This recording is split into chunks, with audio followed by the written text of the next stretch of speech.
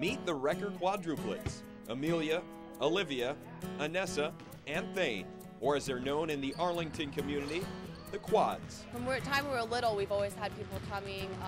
It's always when somebody asks you, are you Quads, they really don't believe you, and you're like, yeah. So it's always a big moment when someone finds out that you are a Quad.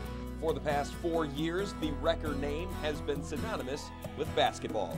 Right now, in those 4 years, we're 78 and 10. We've won a lot of basketball games and had a lot of success, and they're a big part of that. It's a lot of fun. I mean, you know each other really well, so you can kind of read each other on the court. So, I mean, you know, you have that little advantage out there. Talk about what the Reckers bring to this school and this team. I'm lucky because I get 3 of the 4, and you know, they've been great. You know, Alivia and Amelia have been 4-year varsity players. Anessa this year's got to join with them on varsity. I like it because I'm with my friends now, and like we know each other. We've been together since 2nd grade, so it's pretty cool. Last month, in a win over then #2 New Regal, Amelia became the girls' all-time leading scorer. I mean, it's awesome. It's an awesome feeling. You know, you have to sit back and take it all in and say, wow, I truly am the leading scorer, and I'm the only one that can say that for Arlington. To achieve it and to have the team win the same night was, it meant that much more. It was a special moment for her because I know how much time she's put into basketball, and you know, she deserves it. I believe she's the best player to ever play here. Coach Newlove is the boys' all-time leading scorer at the school, and not too far down the list is Thayne Recker. A lot of points at this school. Do you ever think about breaking the all-time boys scoring record? Probably before a year, but really I just got it as it's pretty up there. I mean, Coach Newlove has 1560 something. That's pretty tough to do. So the scoring record might not fall this year, but in the end, that might end up being better for the Red Devils. Everybody knows that he's our focal point, and you know the rest of the guys have really accepted roles, and you know he's feeding off of them a little bit. You know, it's been good team chemistry this year, and the effort's been really good, so we're hoping to continue it here for the rest of the year. Although technically the youngest of the Quads, Thayne will occasionally take on the big brother role. I would watch out to see what they're doing, like what's going on in their life. I mean, I'm not real protective, but just kind of watch out for them. If someone's like teasing us at school, we go tell Thayne, and he gets all mad. Yeah, he definitely protects us a little bit. The Quads will move on from Arlington in the spring, and their absence will definitely be felt in the school and the community. Losing 4 of them from the community all at once is going to be a big loss.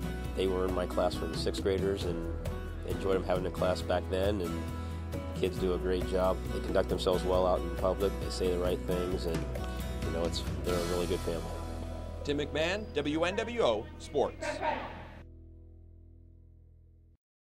A lot of married couples dream of one day having a big family. Oh, look at my babies. For Scott and Deidre Recker, theirs arrived all at once.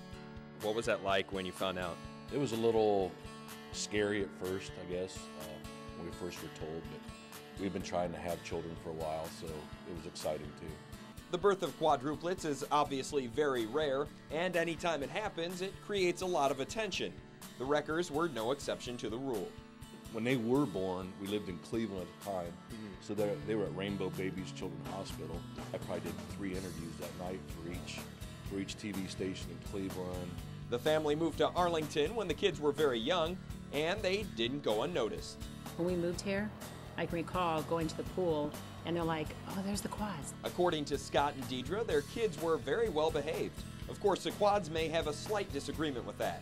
Having four of us, though, we always had somebody to play with. We always had something to do, and if she knew half the stuff we did, I think we'd probably get in trouble. As far as babysitters go, well, they never stood a chance. There was one that they tried to convince that they were allowed to run up down a driveway and throw eggs at each other. And we actually ended up throwing eggs at her. That wasn't very good. So, I mean, that's kind of one of the crazy stories that we have as kids. Although always linked together, through the years the Quads tended to split off into pairs. Amelia and Alivia probably became more close, and Anessa and Thayne probably came closer. Why is that? I don't know, just because I feel like I look up to him, like he's always there for me. When their parents aren't around, Amelia usually takes on the role of mom. I come home from school and I make sure any papers that have to be turned in, you know, I make sure all 4 papers are there. I bring in the money that has to be turned in for school. You know, I make sure everybody is where they're at. I think I can definitely say I'm the mom of the group. Their parents were both athletes in college, and so the kids naturally developed a passion for sports, specifically basketball, at an early age. We always played in the backyard where, you know, there'd be a bloody nose or slap in the face or something and someone get mad.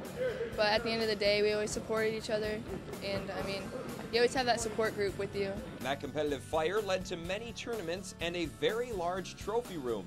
And keeping up with their schedule can be quite tiresome.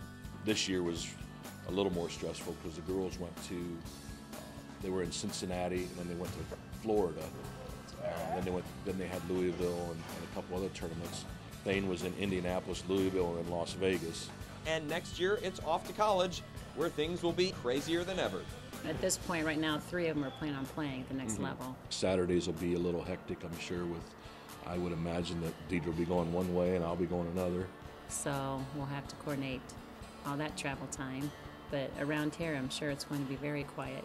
Tim McMahon, WNWO Sports.